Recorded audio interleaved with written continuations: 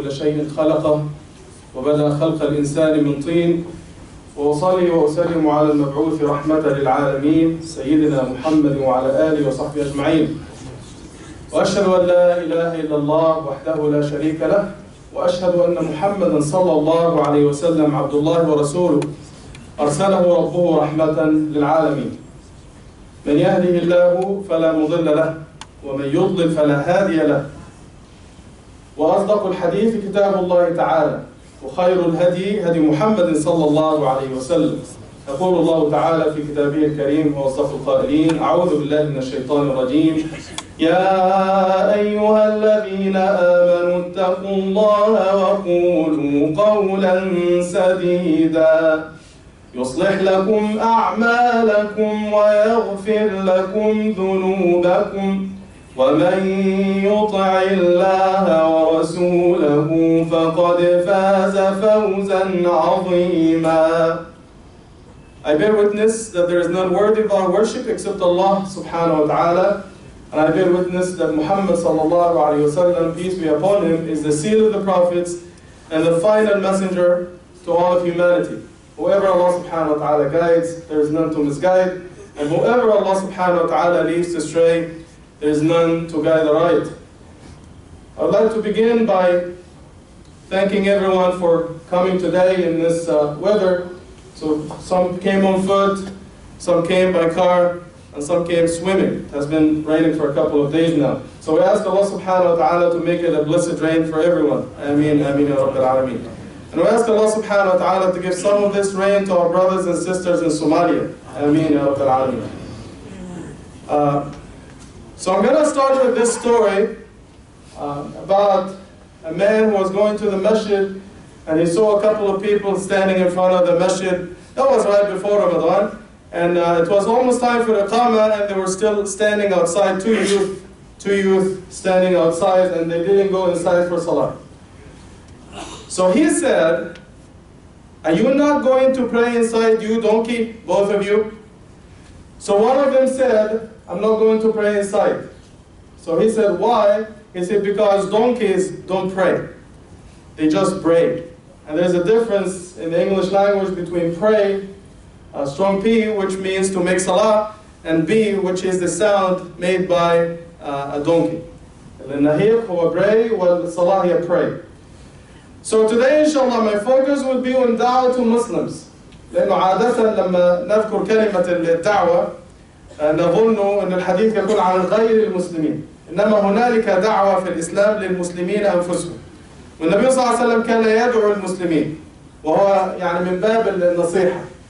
وأبدأ بحديث يزيد القسري رضي الله عنه، وهو في مسند الإمام أحمد. سأله النبي صلى الله عليه وسلم: أتحب الجنة؟ قال نعم. فقال النبي صلى الله عليه وسلم: فأحب لأخيك ما تحب لنفسك. So in this, I'm going to start with this beautiful hadith in Musnad of Imam Ahmad. The Prophet ﷺ asked one of the Sahaba, his name is Yazid al-Qasri, and the Prophet ﷺ said, "Do you love Jannah? Would you like to go to Jannah?" He said, "Yes, of course." So the Prophet ﷺ said, "Then love for humanity what you love for yourself." The word brother in the hadith could mean your brother in faith or your brother in humanity. And wallahi, I make dua for everyone to go to Jannah. I'm not going to get anything if Trump goes to Jahannam, right? I make dua for him, that, Ya Allah, give him hidayah, give him Jannah. Justin Trudeau, Ya Allah, give him hidayah, give him Jannah. We make da'wah for everyone. May Allah subhanahu wa ta'ala guide everyone to the Sirat al-Mustaqim. Ameen ya Rabbil Alameen. So today we'll talk about da'wah to Muslims. And the thing is, alhamdulillah, Ramadan is only 3 weeks away. And before Ramadan, we ask Allah subhanahu wa ta'ala an yuballighana Ramadan. Allahumma ballighana Ramadan. We ask Allah subhanahu wa ta'ala to give us life till we reach the month of Ramadan, and to give us the power and the strength to fast in this month in the proper way. Before Ramadan, some people have what I like to call TRS. That's temporary Ramadan syndrome. So a couple of days at the beginning of Ramadan, mashallah, they're very enthusiastic, they're very, mashallah, on fire, and they want to drag everyone to the masjid and pray, even though they themselves, outside Ramadan, they don't go to the masjid. But mashallah, they have this TRS syndrome at the beginning of Ramadan. So today, inshallah, we'll talk about the proper way of making da'wah to Muslims and how to attract people to Islam. Because sometimes you see someone, yes, they're not practicing to the best of their ability.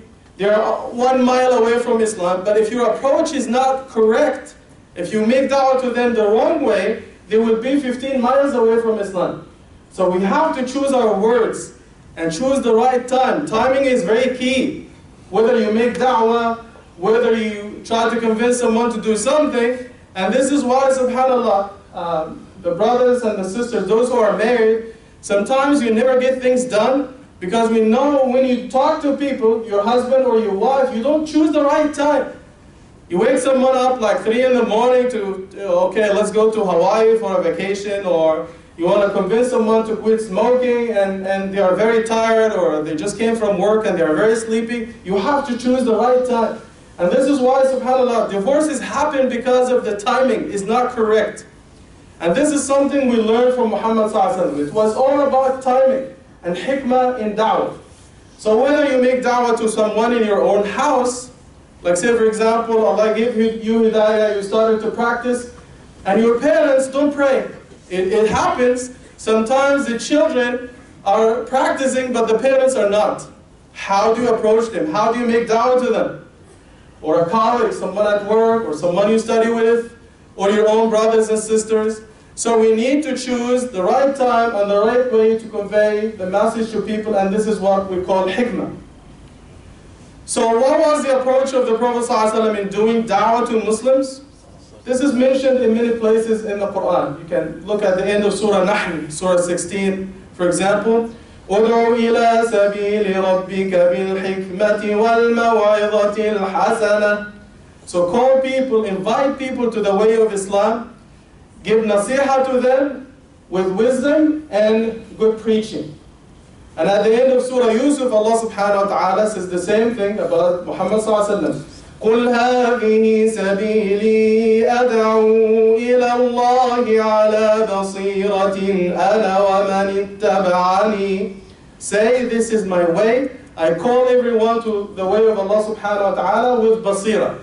And they say in the Arabic language that the word basira means knowledge and wisdom, insight, basically. So what do we learn from this? A few things. Number one, when you make da'wah to a Muslim, and those who work in the field of da'wah, they know that making da'wah, especially to Muslims, is the most difficult type of da'wah. Doing da'wah in the streets, we do da'wah with the brothers here, or in the Fleet Market, Brother Hamid here, Brother Omar in the street da'wah. Non-Muslims come, they don't know anything about Islam except what they see on Fox News or in the media. So we give them a booklet on Islam, the translation of the Quran, the Arkan al-Islam, Arkan al-Iman, thank you. If they have a question, khalas, they go. But when it comes to making da'wah to Muslims, if someone is not praying or someone is doing something haram, you try to give them nasiha, goodness gracious, man. Like they start to debate and they argue and they feel offended when you try to correct them, no matter how nice you are to them. This is what happens. And people always confuse culture with religion. You try to correct them, do it this way, because Muhammad ﷺ did it this way, they tell you, oh, no, this is what we do in Cairo, this is what we do in Karachi, this is what we do. Come on, man, I'm telling you, the way Muhammad ﷺ did it, this is the Sunnah way, and now you're confusing culture with religion. So people always like to argue and debate. And subhanAllah, when you deliver the message or you correct someone and giving them ayat after ayat and hadith after hadith, they like to debate and argue. MashaAllah, we have 1.6 billion muftis and imams in the Muslim world, right? We have thousands of doctors, thousands of engineers, thousands of teachers, thousands of cab drivers, but when it comes to Islam and in fatwa, everyone is a mufti, everyone is a scholar. Wallahi, one time, I was in my office and this sister came and she had a fight with her husband, you know, we called the police on each other, chairs were flying, weapons of mass destruction in the house. She came to me, and it was Ramadan time.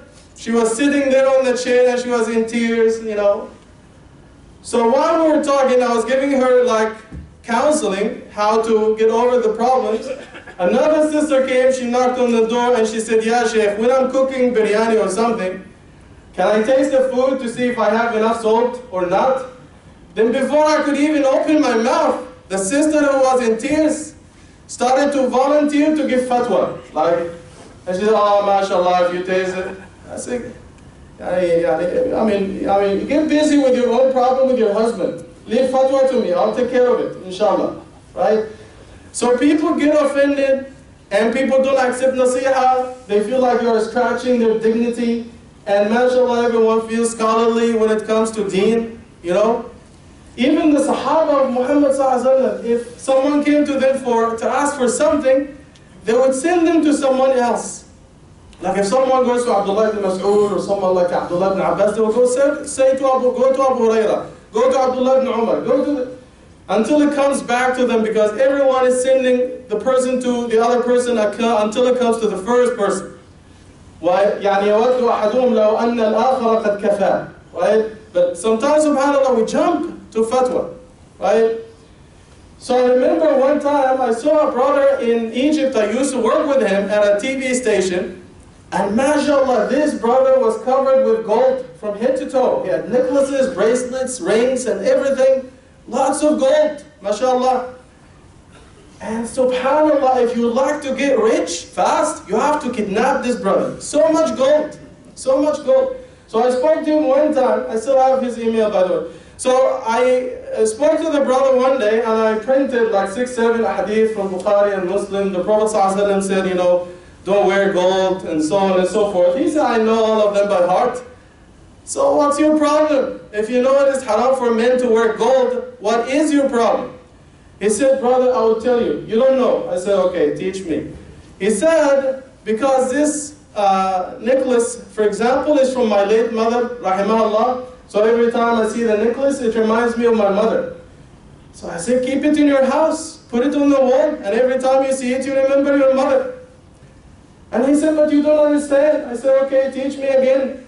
He said, it has an ayah from the Quran I love so much, and I like to keep it with me to remind me of this ayah. I said, what is the ayah? He said, اعمل لدنياك كأنك تعيش أبدا وأعمل لأخراك كأنك تموت غدا.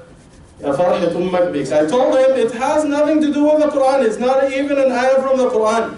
It says work for this world as if you are living forever, and work for akhirah as if you are dying first thing in the morning. And I said it's not an ayah, it's not a hadith. Maybe it's attributed to Imam Ali radiallahu anhu or Umar radiallahu anhu. It's a wise saying, but it is not from the Quran. He said, okay, I'll tell you the truth. I said, okay, tell me the truth. He said, when I'm not wearing gold, I can't breathe. I feel like I'm choking. I said, what does gold have to do with breathing? Nothing. So again, people come up with things to justify the wrong they're doing. And subhanAllah, sometimes when you try to convince you that it is wrong, that they try to convince you that it is best for you and you have to do it like them, the bad things they do. So you might hate me, but I don't like smoking. I'm allergic to cigarettes, right? You might agree or disagree, haram, bid'ah, you know, it's a big discussion among scholars. So I gave a talk in South Carolina. I was the imam there. So I gave a talk about harming ourselves, and you should take good care of your health, eat healthy, mashallah, live a good life. And Allah subhanahu wa ta'ala says in the Quran, وَلَا تَقْتُلُوا أَنفُسَكُمْ, don't kill yourselves or other people. And I mentioned smoking passingly in the khutbah. Passingly, you know, I know that it is one of the major causes of death in the world is smoking, right? So after the khutbah, this brother came to me and he said, you know what, you don't know anything about smoking because you don't smoke. I said, okay, what do you want to say? And he said, you know, he was talking for 30 minutes. 30 minutes. Smoking has a lot of benefits. And I said, brother, I've been talking for half an hour and he never mentioned one benefit of smoking. And I'll tell you something, because you didn't tell me about the benefits, I'll tell you a few of them. In my village in Egypt, people are, you know, they have never been to school, but they learned in the school of life, in the village, in the farm. So smoking has 3 benefits. Number 1, if you smoke, if you're a heavy smoker, you will never suffer from old age illnesses. Why? Because you will die young. And number 2, if you smoke, no chore or robber will break into your house at night. Because why? Because you're up all night coughing, you can't breathe. And number 3, When you smoke, dogs will never attack you. Why? Because you will age very fast and you'll have to walk with a cane, and when the dogs see the cane in your hand, they will run away. These are the only benefits. Thanks for coming, shut the door, bye-bye. So there are no benefits, man, but the people, they try to, counter argument. And when you give them like a proof from Quran or Hadith, they are not listening. They are preparing the next rebuttal, the next argument. And this is why they are never convinced. They think of the second argument while you are giving them the answer or the proof. So Muhammad ﷺ was doing da'wah to people with hikmah. And he understood the people. And he understood how their situation, what their situation was, and who they were, and he gave them nasiha suitable to them. So when you give da'wah to people based on the life of Muhammad ﷺ, Allah subhanahu wa ta'ala says you have to have hikmah. We'll talk about hikmah inshallah in the rest of the khutbah, but number one, when you do da'wah to someone and correct them to do something halal or something obligatory like salah on time, fasting. Some people fast in Ramadan and they don't pray, which is common. I've seen a lot of people who fast but they don't pray. So they are not doing something they're supposed to do, or you see someone who is doing something they are not supposed to do, like they smoke, they drink, something. You give them nasiha either to do something good or to quit something bad. You have to lead by example. Because what is the point if you tell someone, or especially your children, if you smoke, you will be an idiot. And you smoke in front of them. They will never listen to you because you're not leading by example. And if you tell them, don't talk about other people behind their backs, and the whole day you are talking about your neighbors, how ugly they are, and their cooking skills is in the basement, and all this, so you have to lead by example. People will not listen to you if you are not leading by example. If you tell them pray and you don't pray, or if you tell them don't smoke and you smoke all the time, they will never listen to you. A long time ago, I came across this story from Imam Abu Hanifa. I'm not sure if this story is authentic or not, but I've read it in many places. They say that جاء العبيد, some slaves came to Imam Abu Hanifa and they said, we want you to give a powerful khutbah on freeing slaves. It's a good thing in Islam, and the Prophet ﷺ was always urging people to free slaves. So we want you to give a khutbah to speak about the significance and the reward and the blessings of freeing slaves. So they came for Jummah, and they expected the Imam to speak about freeing slaves. He spoke about something totally different. He spoke about zakat. Next Jummah, they came expecting him to speak about freeing slaves, and he spoke about Ramadan. Something totally different. Then, next week, they expected him to speak about freeing slaves, and he spoke about Laylatul Qadr. La hawla wa la quwwata. What is this? So after 4 Jum'ahs, finally the Imam gave a powerful khutbah on freeing slaves, so much so that everyone in the masjid, they freed their slaves. So they came to the Imams, these slaves came to the Imam and they said, we thank you, mashallah, you did a fantastic job, but it is a bit too late. It has been a month since we spoke to you. And he said, when you told me, because I had never had a slave, so I bought one and I freed the slave. So when I go and give khutbah to people to free their slaves, someone will come and say, what do you know about freeing slaves? You didn't have one. So I bought one and I freed him immediately to lead by example. And the Prophet ﷺ himself was leading by example. He was telling people, do this and don't do this, and he didn't do the opposite. He was leading by example. So this is the requirement number one for someone who is doing da'wah to his Muslim brothers and sisters, to lead by example. And number two, to have knowledge of what you are talking about. Like you see someone praying somewhere and they pray Dhuhr 2 rak'ah and you start fighting with them, this is not acceptable. And the brother is musafir. So you have to know the rulings related to someone who is a traveler and the salah is shortened and so on and so forth before you start questioning them. Knowledge of Islam and the knowledge of the person and their situation. You see someone walking in the street you haven't seen in 10 years, like you used to go to school together, you see him walking with a lady in the streets and you say, Subhanallah, zindiq, fasiq. You walk with a woman in the street, hand in hand, what's wrong with you? Like, what are you doing this? Oh brother, this is my wife. So before jumping to conclusions, you have to understand the situation before you make nasiha to people and offend them. So this is something we learned from Muhammad sallallahu alaihi wasallam. We ask Allah subhanahu wa ta'ala to give us the best in this life and the best in the life to come. Sallallahu min fadl.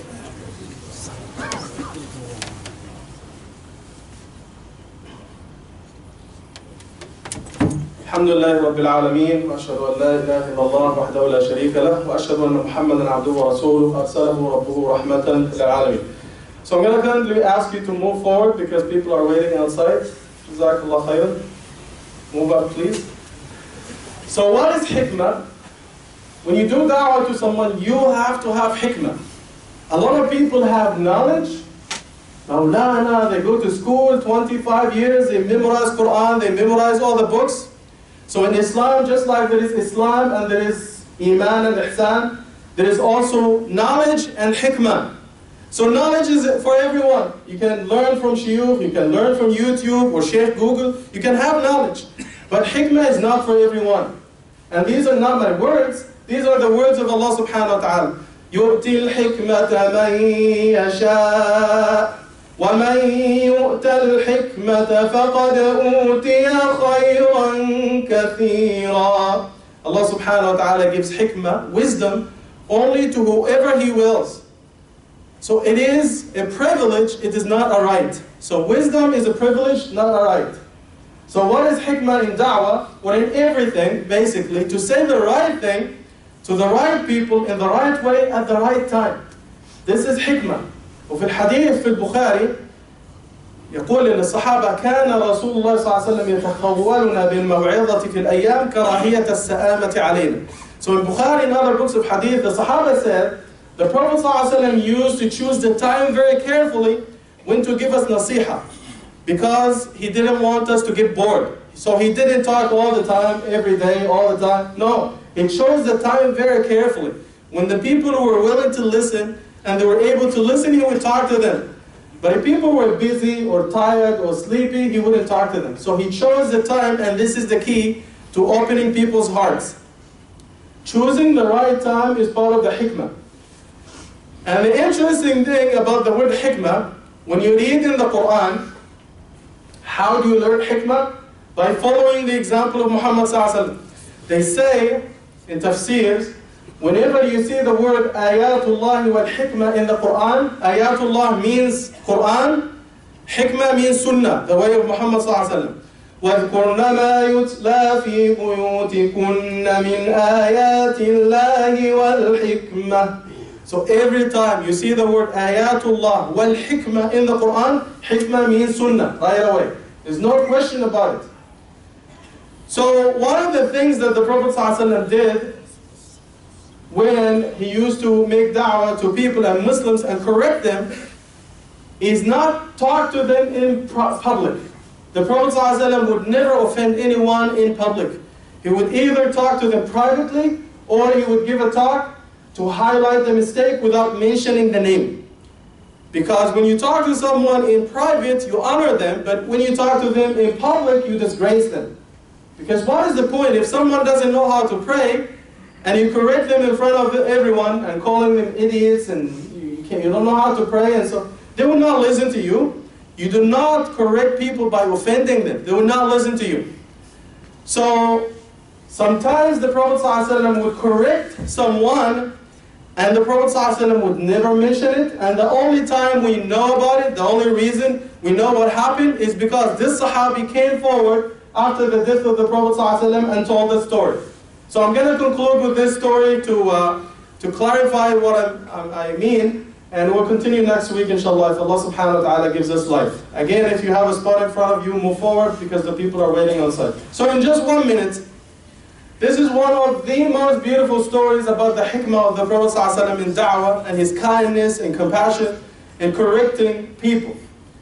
The story is in At-Tabarani. It's an authentic hadith in At-Tabarani. It's one of the most beautiful hadith that I've come across. Authentic hadith in At-Tabarani. So a sahabi by the name of Khawat ibn Jubayr al-Ansari. So Khawat was a new Muslim and he was a youth. Maybe 16, 17, he was young in Medina. He was from Medina. So he accepted Islam, Khawat ibn Jubayr al-Ansari, and he said, I went out with the Prophet ﷺ one time outside Medina. So in the break, I had some free time, so I went outside the Muslim camp, and I found some beautiful ladies. He was a new Muslim, you know, he didn't know all the details.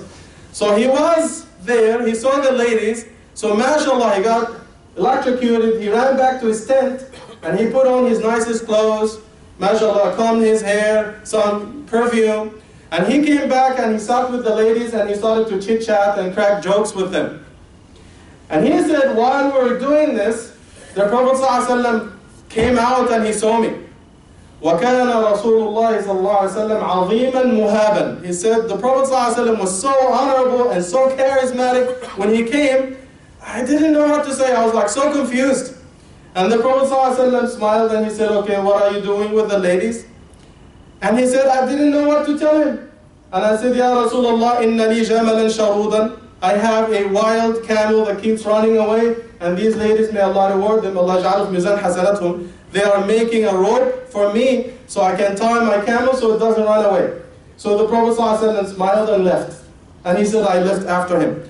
But the point was, Khawwat himself in the hadith said, Wallahi, I know I was lying, and the Prophet ﷺ knew I was lying, but he didn't tar or feather me. He just smiled and left, and he knew what I was up to, so I left after him. He said, after we returned to Medina, I was walking in the street, and I took a U-turn, and I found the Prophet ﷺ walking in front of me. So I slowed down because I don't want to catch up with him, and the Prophet ﷺ stopped and he turned around and he said, come here, come here. مَا فَعَلَ شِرَادُ جَمَلِكَ. What happened to your wild camel that you were telling me about the other day? He said, I didn't know what to tell him, and the Prophet ﷺ smiled and left. He said, a few days later I was walking and I heard people behind me say, Assalamu alaikum ya Rasulullah. So I knew that the Prophet ﷺ was walking. So I walked fast, the Prophet ﷺ walked faster and he caught up with me and he said, Assalamu alaikum ma fa'ala shiradu jamalik. What happened to your wild camel? So I didn't know what to tell him. A few days later he said, I was praying my sunnah in the masjid, tahiyatul masjid 2 rak'ah. In the middle of the masjid, usually the Prophet ﷺ will go to the front to pray his tahiyyah. So he said, this time the Prophet ﷺ stood next to me. He did his two and he sat next to me, so I knew he was coming for me. So the Prophet ﷺ said, okay. So Khawwat, when he saw the Prophet ﷺ sitting next to him, he said, I started to read the longest surah in the book, Surah Baqarah, like to make it very long. And the Prophet ﷺ came close to me and he said, I'm here, I'm waiting for you, and I got all day long. Okay? So he said, I better prepare a good answer for Rasulullah ﷺ. So after he finished, sure enough, the Prophet ﷺ asked the same question. مَا فَعَلَ شِرَادُ جَمَلِكَ يَا عَبْدَ اللَّهِ. He said, what happened to your wild camel that you were telling me about the other day? So he said, Ya Rasulullah, I got some very good news for you. MashaAllah, my camel took shahada and it is not running away anymore. My camel accepted Islam, it is not running away. فَتَبَسَّمَ النَّبِيُّ صَلَّى اللَّهُ عَلَيْهِ وَسَلَّمَ وَدَعَى لَهُ بِخَيْرٍ. The Prophet ﷺ smiled and made dua for him. So now imagine if the Prophet ﷺ tarred him and feathered him and called him a bad Muslim, zindiq, fasiq, all these names, he would have run away. But the Prophet ﷺ was teaching by his akhlaq and his manners. Yes, the person made a mistake, there's no question about this, but what do? We don't hate the person, we hate the action itself. So we should focus on the action and not attack the person. And this will be the focus of the khutbah next time, inshallah. We ask Allah subhanahu wa ta'ala to give us hikmah and give us knowledge to do da'wah. ربنا آتنا في الدنيا حسنة وفي الآخرة حسنة وقنا عذاب النار. اللهم بلغنا رمضان، اللهم بلغنا رمضان، اللهم بلغنا رمضان. وصل اللهم على سيدنا محمد وعلى آله وصحبه أجمعين وأقم الصلاة.